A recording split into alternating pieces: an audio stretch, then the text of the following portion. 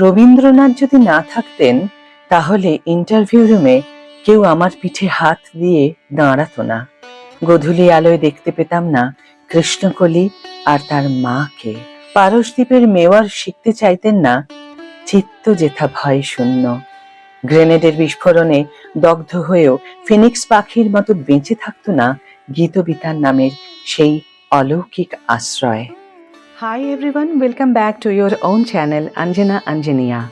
বন্ধুরা, রবীন্দ্র জয়ন্তী উপলক্ষে আজ কবি সুবোধ সরকারের লেখা রবীন্দ্রনাথ সম্বন্ধে একটি প্রতিবেদন আমি তোমাদের শোনাতে চাই।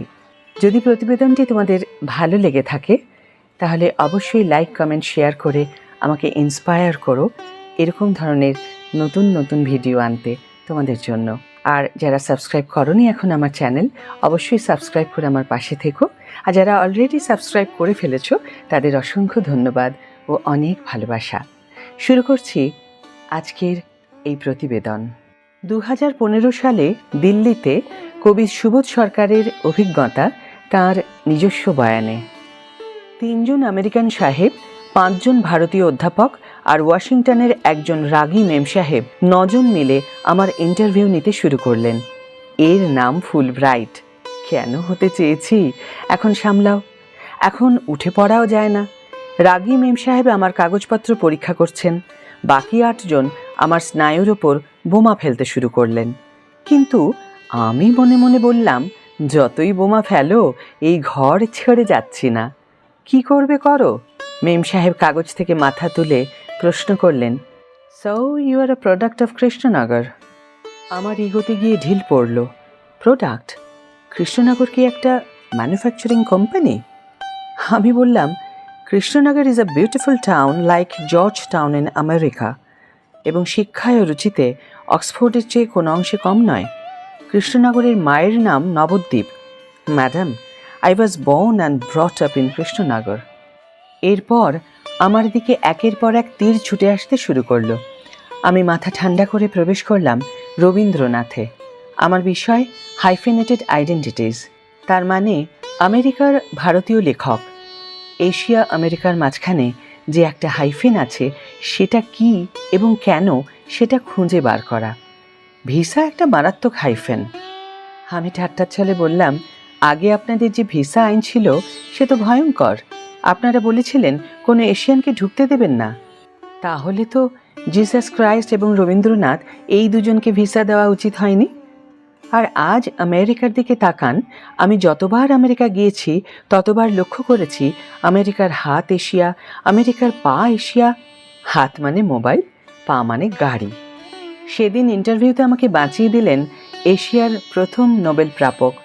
আমি Robert Frost, Whitman, Allen Ginsberg তুলে তুলে দেখাতে লাগলাম রবীন্দ্রনাথ কিভাবে এদের সঙ্গে জড়িয়ে আছেন, কিভাবে হাইফেনেটেড হয়ে আছেন, কিভাবে হুইটম্যান বোলপুরে ছেলে হয়ে যেতে পারেন আর রবীন্দ্রনাথ ব্রুকলিনের খেয়াঘাটে দাঁড়াতে পারেন। আপনারা আজ মরপৃথিবীর নাম দিয়েছেন গ্লোবাল ভিলেজ। রবীন্দ্রনাথ লণ্ঠনের আলোয় বসে শান্তিনিকেতন নামে এক অজপাড়া গাঁয়ে সারা পৃথিবীর মনীষীদের তুলে এনেছিলেন। তিনি মণিপুর থেকে ওড়িশা, মারাঠা থেকে দ্রাবিড়, কাশ্মীর থেকে রাজস্থান, তুকারাম থেকে কবির সবাইকে নিয়ে একটা অখণ্ড ভারতী মানস তৈরি করেছিলেন। এই কাজ তাঁর আগে কেউ করেননি, তারপরেও কেউ করেননি। টানা 20 মিনিট বলে আমি থামলাম। কারো আর কোনো প্রশ্ন নেই। আমি বুঝলাম রবীন্দ্রনাথ যে উচ্চতা নিয়ে এই ইন্টারভিউ রুমে এসে দাঁড়িয়েছেন সেটা লঙ্ঘন করার শক্তি কারো নেই। রবীন্দ্রনাথ যেন আমার পিঠে হাত রেখে দাঁড়িয়ে আছেন। রাগী মেম সাহেব আমাকে অবাক করে একটা কথা বললেন, could you please read out your own poem in English translation? তাই নাকি? আমার কবিতা শুনতে চাইছে। বুঝতে পারলাম আমাকে নেবে না, সেজন্য ভদ্রতা করছে। ইংরেজি অনুবাদে আমার ঘুষ কবিতাটা শোনালাম, যে কবিতার শুরুতে রবীন্দ্রনাথ, শেষে রবীন্দ্রনাথ, কিন্তু বিষয় ঘুষ। লিখেছিলাম 28 বছর আগে দেশ পুজো সংখ্যায়। বন্ধুরা, ঘুষ কবিতাটির বাংলা সংকলনটি একটু পড়ে শোনাই। রবীন্দ্র রচনাবলীর 9ম খণ্ড দিয়ে চাপা দেওয়া সুইসাইড নোট ছেলেকে লেখা। লিখে হাতে ব্লেড নিয়ে বাথরুমে ঢুকেছিলেন মাস্টারমশাই। দুপুরবেলা কাজের লোক দরজার তলা দিয়ে রক্ত আসছে দেখে চিৎকার করে ওঠে। ছেলেকে লেখা এই তার প্রথম এবং শেষ চিঠি। অরণি, আমি বিশ্বাস করি সন্তান পবিত্র জলের মতো। যদিও তোমার সঙ্গে আমার সম্পর্ক ভালো নয়, তবু তোমাকেই লিখে রেখে যাই, গত 2 বছর তোমার মায়ের চিকিৎসা বাবদ আমার যৎসামান্য সঞ্চয় আপাতত নিঃশেষিত। চিকিৎসার ব্যয়ভার আমি আর নিতে পারছিলাম না। জীবনে তোমার টাকা ছুঁইনি, মরেও ছোঁব না। আমি আজীবন ছাত্র পড়িয়েছি, জ্ঞানও তো কোনো অন্যায় করিনি। গত মাসে আমার স্কুলে এক অভিভাবক এসে ঝুলোঝুলি করেন তার ছেলেকে নেবার জন্য। আমি প্রথম দিন ফিরিয়ে দিই, দ্বিতীয় দিন ফিরিয়ে দিই, তৃতীয় দিন পারিনি। তিনি আমাকে একটা বড় খামে 30,000 টাকা দিয়ে চলে যান। সেই টাকায় এই মাসে তোমার মায়ের চিকিৎসা চলছে। জানি না তিনি বাড়ি ফিরবেন কিনা। কোনোদিন ফিরলে বলো। পৃথিবীতে আমার বেঁচে থাকার অধিকার চলে গেছে। ইতি, বাবা। যখন সারাটা দেশ দাঁড়িয়ে আছে টাকার ওপর, তখন রবীন্দ্র রচনাবলী দিয়ে চাপা দেওয়া একটা সুইসাইড নোট হাসপাতালে গাছের তলায় গা ছমছম করছিল। এগিয়ে গেলাম সাদা কাপড়ে ঢাকা মাস্টার মশাইয়ের দিকে, একটু বেরিয়ে থাকা পা দুটোর দিকে। এই একটু বেরিয়ে থাকা পা দুটি যেন ভারতবর্ষের শেষ মাটি। ফিরে আসি প্রতিবেদনে। কলকাতায় ফিরে এসে ফুলব্রাইট মাথা থেকে বেরিয়ে গেল। ওসব আমাদের জন্য নয়। 21 দিন বাদে একটি ইমেল পেলাম, আমি নির্বাচিত। লিখেছে অনেক কিছু দেবে, সঙ্গে মাসে ভারতীয় মুদ্রায় 3 লাখ। ছোটবেলায় খেতে পেতাম না sir. My second meal was uncertain. এখন কি হবে? আমি দেওয়ালে টাঙানো রবীন্দ্রনাথের পায়ের কাছে গিয়ে দাঁড়ালাম। ওয়াশিংটনের সবচেয়ে বড় স্কলারশিপ পেয়ে আমি রবীন্দ্রনাথকে বললাম, আপনি আমায় বাঁচিয়ে দিলেন। আপনি না থাকলে আমি পেতাম না। লোকে বাড়ি এসে অপমান করে যেত, মুখে বলতো কি অন্যায়, আপনি পেলেন না। মনে মনে বলতো বেশ হয়েছে, জানতাম পাবেন না। 2016 সালে সন্দেশখালির একটি স্কুলে গিয়েছিলাম কবিতা পড়তে। গরিব ঘরের মুখগুলোর দিকে তাকিয়ে আমি ভারতবর্ষ দেখতে পেলাম। এদের পেটে দানা নেই, মুখে আবেগ নেই, চোখে কৌতূহল নেই। সকালে মার খেয়েছে, বিকেলে বাড়ি ফিরে গিয়ে আবার মার খাবে। এদেরকে আমি কবিতা শোনাবো? আমি এত বড় একটা অন্যায় করতে চলেছি। আমি তাদের শ্রীনিকেতন নামে একটি গ্রামের গল্প বলতে শুরু করলাম। একটা আদর্শ গ্রামের গল্প। রবীন্দ্রনাথ যে গ্রামের স্বপ্ন দেখেছিলেন এবং বাস্তবে করে দেখিয়েছিলেন, কোনো জাত থাকবে না, কোনো ধর্ম থাকবে না। ধান খেতে ধান হবে, সেই ধানের কোনো দলিত নেই, কোনো বামুন নেই। গরিব, সো হোয়াট। বাড়ির উঠোনগুলো হবে জ্যোৎস্নার মতো, ঘাস দিয়ে চপ্পল বানাতে হবে, আর হাতে উঠে আসবে বই।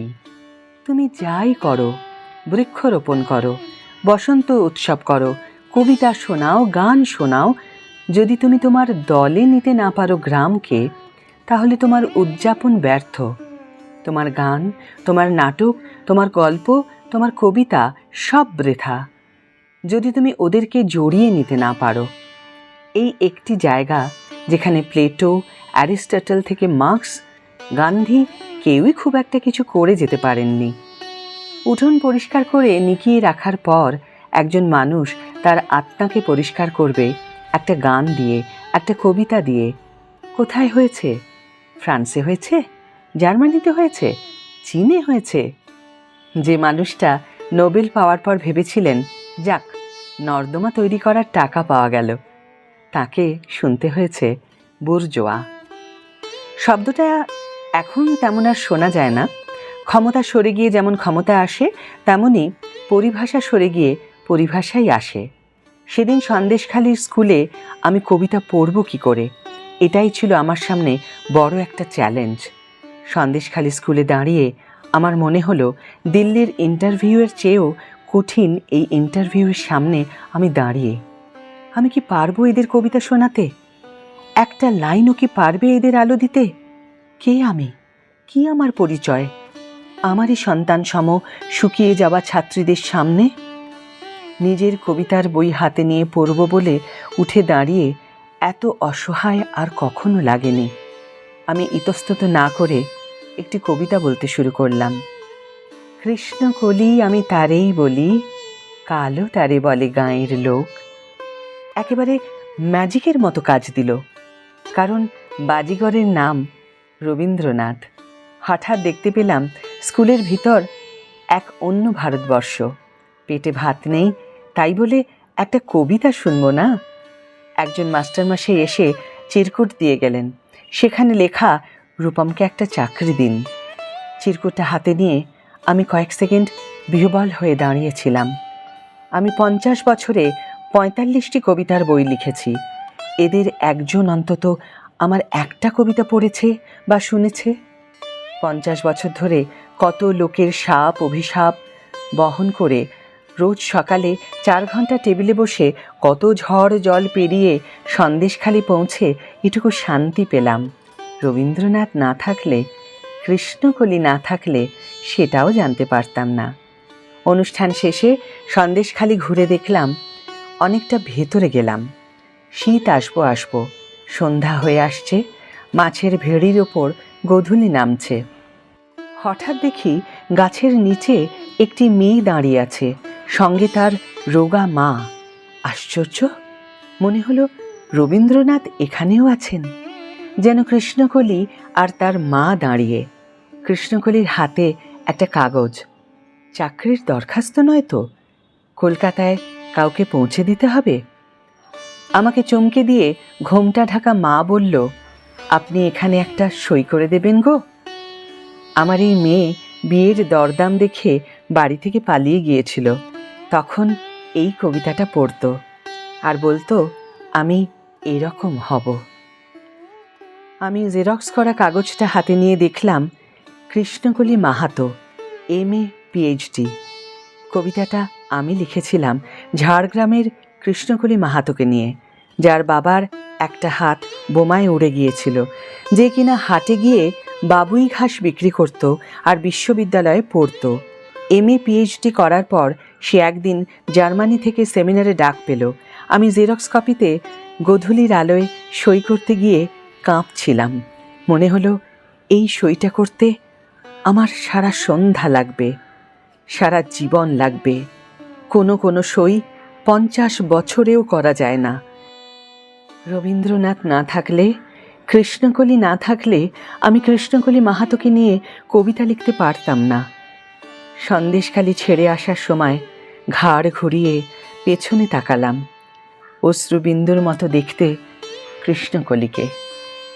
গাছের নিচে মনে হলো স্বপ্নের তাজমহল, যে তাজমহল কোনো শাহজাহান তৈরি করেননি, যে তাজমহলকে অশ্রুবিন্দু বলেছিলেন রবীন্দ্রনাথ।